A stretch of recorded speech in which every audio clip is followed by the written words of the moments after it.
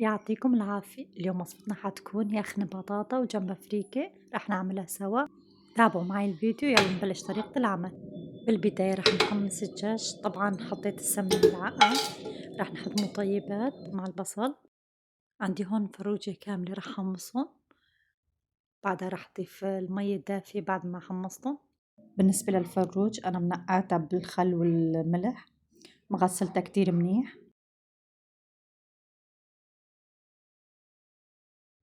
بعد ما حمصناهن هلا بغمرها بالمي الدافية طبعا.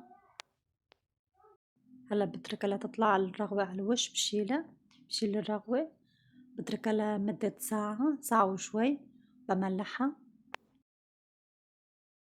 بالنسبة لليخنة، يخنة بطاطا رح أعملها نص كيلو تقريبا. عندي هون بالطنجرة زيت زيتون طبعا، رح حمصهم شوي مع الزيت. بعد ما تحمص عنا البطاطا هلا بنزل عليه بالبازيليا. طبعا البازيليا عندي هون تقريبا كوب من البازيليا. بقلبهم مع بعضهم. هلا بغمرهم بمي دافية. رح نعمل جنبها فريكة. عندي هون ملعقتين من السمنة. رح حمص الفريكة شوي مع السمنة. عندي هون كوبين من الفريكة. بالنسبة للفريكة أنا ما بغسلها ولا بنقعها، بقلبهم شوي مع السمنة، بخليهم شوي يتحمصوا. بضيف لها ربع ملعقة من فلفل أبيض، ربع ملعقة من فلفل أسود.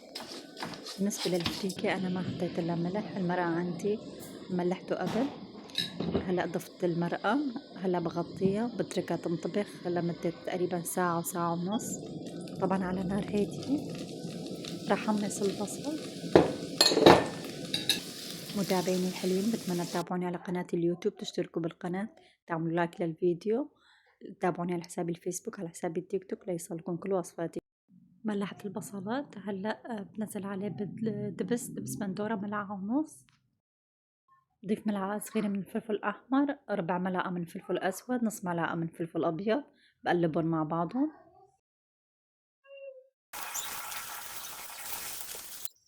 بضيفهم على اليخنة.